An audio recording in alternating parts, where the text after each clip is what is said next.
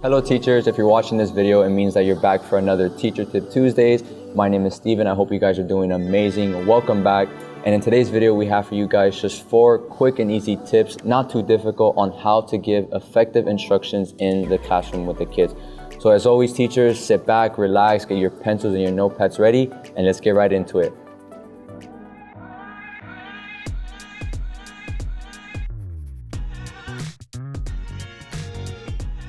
So today for you guys, like I said, just 4 quick and easy tips. Starting off with tip number 1 is speak with an appropriate tone.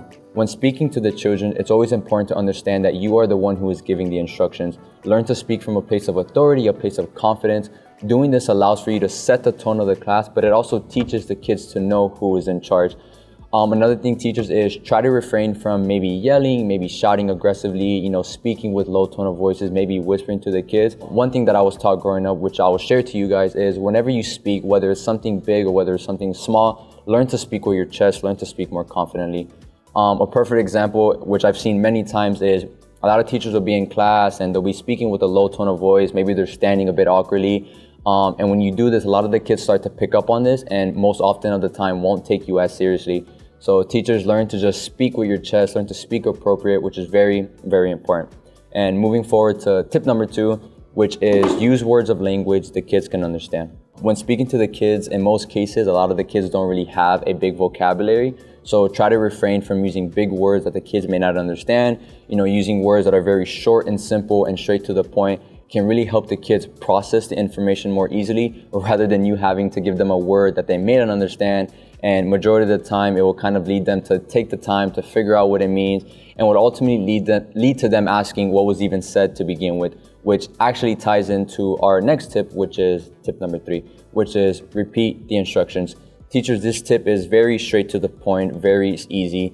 It's only natural that sometimes you'll have to repeat the instructions to the kids, because majority of the times the kids will forget, or maybe there's commotion going on in the class and they weren't really paying attention. So, don't take this as the kids aren't paying attention to you. Remember that the mind of a child is a lot different than ours, so it's only natural that you'll have to just repeat the instructions.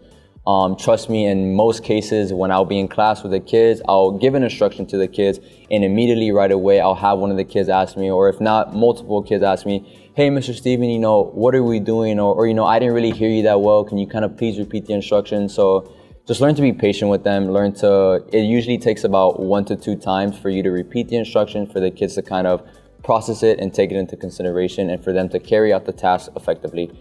And teachers, last but not least, our 4th and final tip is give the kids kind of a moment to process the information. Upon the kids receiving these certain instructions, it can sometimes be a lot for the kids when we kind of just dump all this information onto them. So give the kids a minute or 2 to kind of process it, for them to take into consideration what was said, which is really helpful because it allows for the kids to stay on task. It also allows for the kids to understand what is being done throughout the classroom, what is being done throughout the day. The way I like to do it in my class is, another thing that can help for you guys is, maybe when you give the instruction to the kids, you can have the kids repeat back to you what was said, so that the kids are paying attention and are listening. Teachers, that was our 4th and final tip. To kind of do a recap, tip number 1, learn to speak with an appropriate tone, speak confidently, speak with boldness. Tip number 2, stay away from a lot of words that the kids may not understand. Trust me, using all these kind of big words, a lot of the kids are very confused at times, so refrain from that. Tip number 3, once again, is naturally just repeat the instructions. Yes, I know sometimes it might get annoying having to repeat the instructions 3 or 4 times, but necessary in the mind of a child. And last but not least, once again, tip number 4, just give the kids kind of a moment to take all this in, so that your day with the children can go through perfectly and can go through as a perfect process.